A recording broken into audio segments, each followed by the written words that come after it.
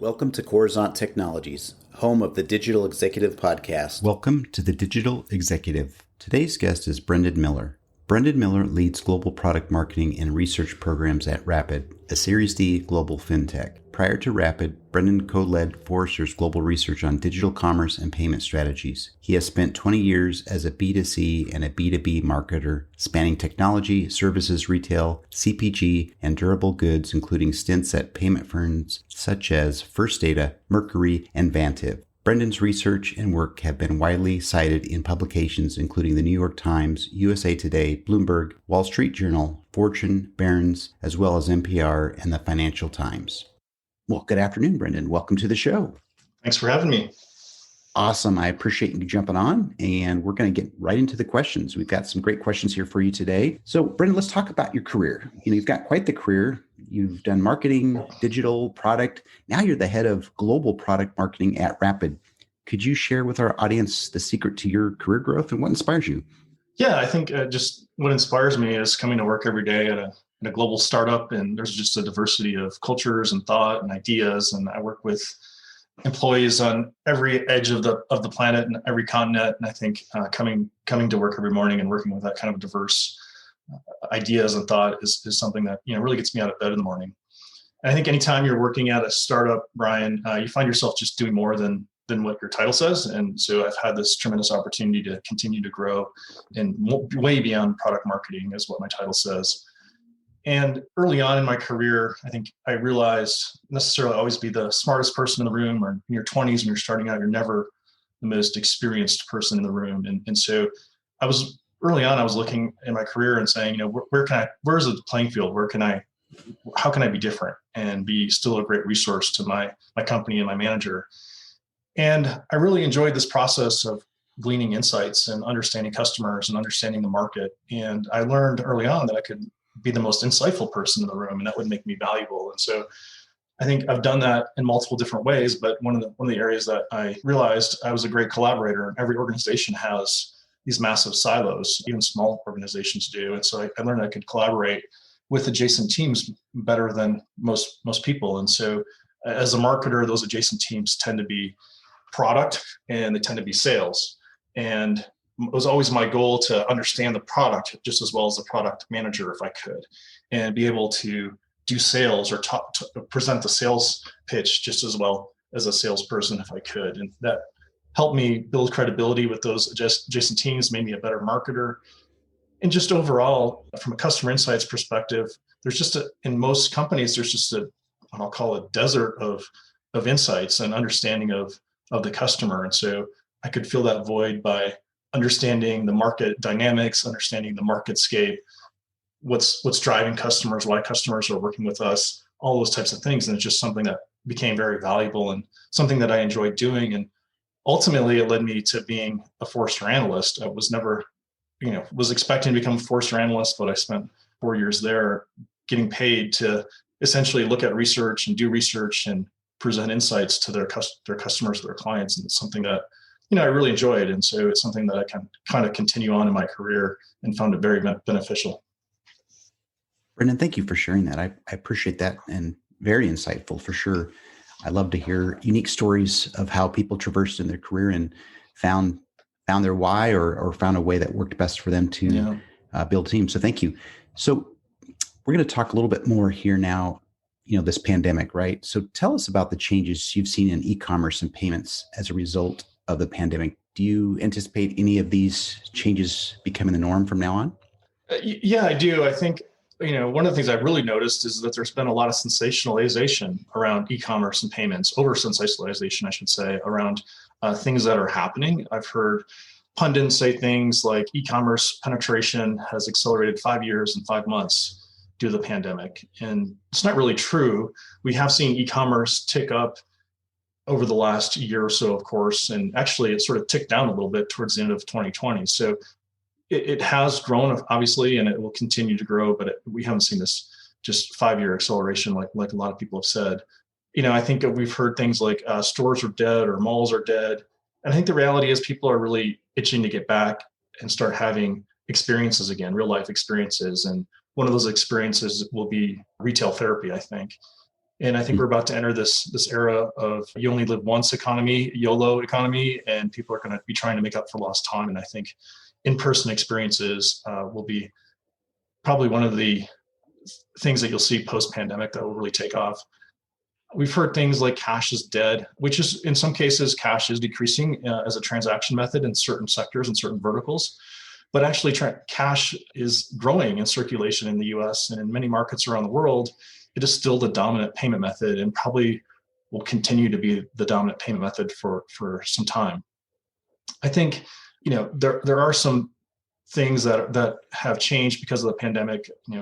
Companies that were diligent about their digital transformation over the last 10 years suffered the least. Companies that built that digital muscle were able to be agile, to adapt quicker. And I think just because the pandemic will end, that disruption doesn't mean that disruption that these companies are facing will end. And so I think it's very possible that 20% of Fortune 500 companies that we know today won't exist in 3 to 5 years because of this disruption that's just going to continue. And, to answer your question, Brian, I think, consumers did pick up a lot of digital habits during the pandemic. Buy online, pick up in store is one that I think will continue. We're seeing consumers order more necessities through e-commerce channels. So a good example of that is grocery or food delivery. And so that trend sort of expanded to different generations. My parents, for instance, are now ordering groceries online, and I think that will continue to a certain degree. Speed of delivery will continue to be an important decision factor. And I think that you'll see a lot of innovation around that last mile of delivery. And finally, I would say usage of digital wallets for in-store purchases has finally taken hold. In payments, we've been talking about digital wallets for 10 years now, 10 plus years. And I think finally at the point of sale, consumers are starting to use contactless payments and digital wallets. And I think this will even lead to more transformation, actually. I think you'll see more retailers converting to what I call just walk out technology, much like Amazon Go. So I think you'll see more retailers looking at that technology going forward. Great. I appreciate your insight and experience around the pandemic and the ebb and flow of e-commerce. So, Brendan, let's talk a little bit about a question here. It's really a two-part question. In an increasingly crowded space, what makes Rapyd as a brand stand out? And what would you recommend to other marketers looking to carve out a space for themselves? Yeah, I think, I like to say Rapyd is the fastest way for any business to create fintech and payment experiences to grow or do business worldwide. And if you think about the payment space in particular, the last 20 years was really about payment companies integrating into software, embedding payments into commerce experiences, embedding into software. And the next 20 years, I think, will really be about integrating what I call fintech into commerce. And there's a trend or a term called embedded fintech, and you see this talked a lot about in the fintech space. And it goes beyond payments, right? It's more fintech services being embedded into commerce experiences or software.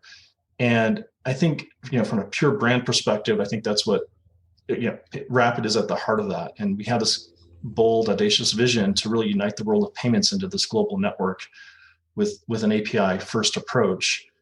And it's really a multi-trillion dollar opportunity. And what makes Rapyd different is from our competitors is a lot of competitors focus on cards, and that's where they got their start. And Rapyd started sort of on the other end of the spectrum. We started thinking about all the other payment methods that were out there.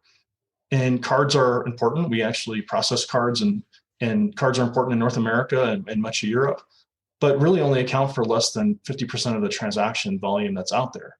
Consumers around the world are using e-wallets, bank transfers, and even cash as a payment method, even for e-commerce transactions. And, I think you could say, well, those markets are those 50+% of those consumers that are transacting, eventually they'll convert to cards and the world will be using cards. But there's lots of reasons why I think consumers will not be using cards. It's just really an outdated payment method. If you think about it, Brian, if I just want to send you a payment, I want to send that straight out of my bank account into your bank account, and I should be able to do it like I send an email, and it should all happen instantly. And the reality of the matter is you can do that today in India. A consumer can use their mobile device and send money right out of their bank account instantly to another consumer, but for us in the US, it's not an easy proposition. So I think there's a ton of opportunity in the payments and fintech space. Rapyd is one of those players. We have this very global approach, which makes us different. And being able to connect hundreds of different payment methods and help companies manage their funds flow globally. Thank you. I appreciate you sharing that, Brendan. It is very complex, and you shed a little bit of light on that. So thank you. And last question here, Brendan, as we wrap up, what challenges do businesses face looking to grow into new markets, and how does your company address them?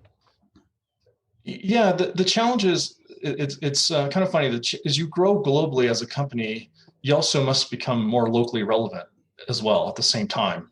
And every market has regionalized payment methods, local standards, currency risk, new regulations, and it's really costly and confusing for companies to think and grow globally because they have to think locally at the same time, market by market.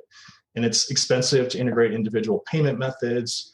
There's a lot of gateways out there, but those are very focused regionally. And so you still have to integrate to them on a regional basis.